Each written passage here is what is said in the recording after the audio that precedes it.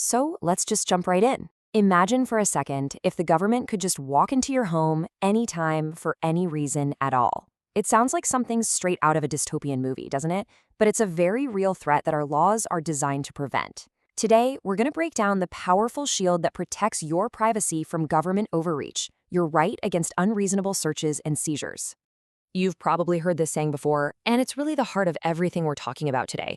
I want you to think of your privacy, in your home, on your phone, your personal stuff, as your own personal fortress.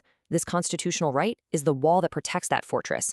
And today, we're going to see just how strong that wall really is. Okay, so let's get into it. This right is basically your personal shield. It's there to stop the government from just randomly intruding into your life whenever they feel like it. It's what ensures you can be secure in your own space, free from prying eyes. Now, here's the key word you've got to focus on: unreasonable. The Constitution doesn't say the government can never search anything. It just says they can't do it unreasonably. So what makes the search unreasonable? Well, that's the million-dollar question, and figuring that out is the whole point of this explainer. This one little word is the key to understanding all of your rights here. So who actually gets to hide behind these fortress walls? Well, the good news is it's pretty much everyone inside the country's borders. It doesn't matter if you're a citizen or a foreigner, a person, or even a whole corporation. But, and this is a big but, it's a personal right. What that means is you have to be the one whose fortress was breached to stand up and say, hey, hold on a second. And this is a really, really important distinction to make. This constitutional shield protects you from the government and its agents, think police, FBI, etc. It does not protect you from, say, your nosy neighbor or your boss. So if your landlord barges into your apartment without asking, that's a different legal problem. But if the police do it, that's when the Constitution kicks in. Okay, so if the government wants to get inside your fortress legally, how do they do it? They can't just kick down the door. As a general rule, they need a key, and that special key is called a search warrant. So let's take a closer look at what a warrant actually is and what it takes for them to get their hands on one. A search warrant isn't some casual permission slip. It's a formal, serious, written order that has to be signed by a neutral judge. It tells the police officer exactly where they can search, what specific things they can look for, and to bring those items to the court. It's a huge legal deal that makes sure a judge is overseeing the process before your privacy gets invaded. And getting that warrant is tough. There are a lot of hoops the government has to jump through. To make it a little easier to remember, there's this handy mnemonic, POJW. Every single letter stands for a requirement that has to be met. It's got to be based on probable cause, for one specific offense. It must be determined by a judge after examining witnesses who have personal witness, and this is crucial, it has to specifically describe the place and the items. No vague descriptions allowed. Let's zero in on that first letter, P, for probable cause. What does that even mean? Well, think of it like a spectrum of certainty. Way over on one side, you have just a hunch. That's not enough. And way on the other side, you have proof beyond a reasonable doubt, which is what you need to convict someone. Probable cause is somewhere in the middle. It's a solid, reasonable belief based on facts that a crime happened. So the warrant is the main key to your fortress. But what happens if the police don't have one?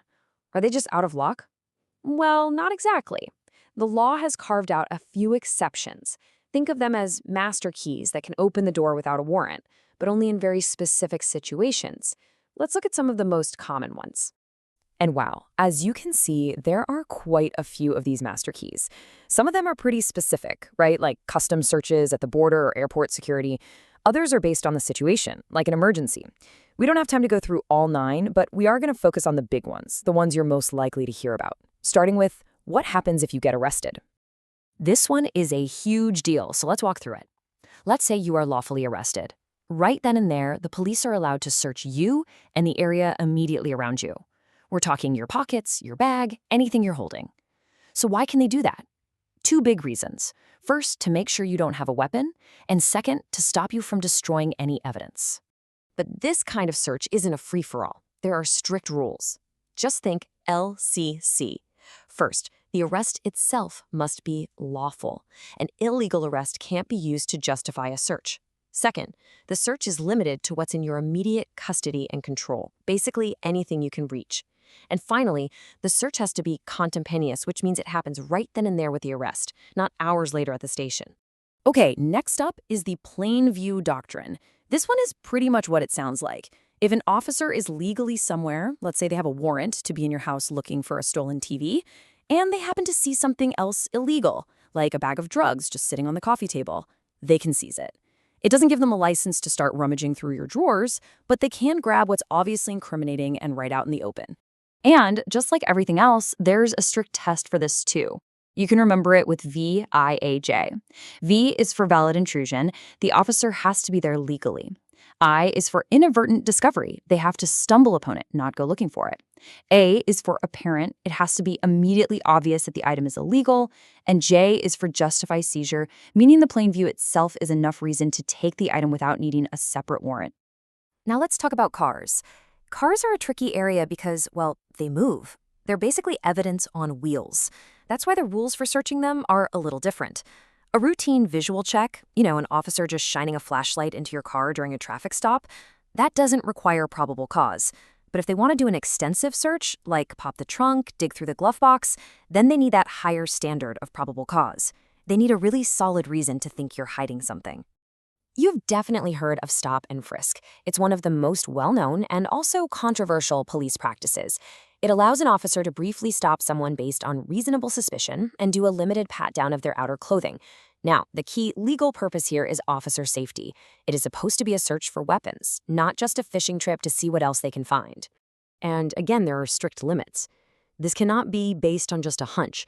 The officer needs a real, solid reason, based on observing some kind of unusual conduct that makes them think, hey, something criminal might be going on here, and that makes them fear for their safety. It has to be more than just one vague, suspicious feeling. All right, we have walked through the rules of the game, we've talked about the warrant, the main key, and we've talked about the master keys that can get police in the door in special cases. But what happens when the police break those rules? What if they search your house without a warrant, or frisk you for no good reason? What happens then? Well, that brings us to the most powerful part of this whole right. This right here. This is the moment where this constitutional protection gets its teeth. If the rules we've just talked about are broken, and a court decides that a search was unreasonable, there is a very, very powerful consequence. And that consequence is called the exclusionary rule. And let me tell you, it is a huge deal. It's so simple, but it's incredibly powerful. Any evidence that police get from an illegal search cannot be used against you in court, period. It gets tossed out. This rule is what gives the whole right its power, because it removes any incentive for law enforcement to break the rules in the first place. This whole idea is famously known as the fruit of the poisonous tree. It's such a brilliant metaphor, right? If the tree, which is the search, is poisoned by being illegal, then any fruit, the evidence that comes from that tree, is also poisoned. It's tainted. It can't be used. The government simply isn't allowed to benefit from its own illegal actions. We have covered a ton of ground, from the walls of your private fortress all the way to the nitty-gritty of warrants and all those master keys. I really hope this gives you a clearer picture of your rights and that constant balancing act between keeping the public safe and protecting our personal liberty. So, the next time you hear about a controversial police search in the news, you'll have a much better framework for understanding exactly what's at stake. Thanks for tuning in.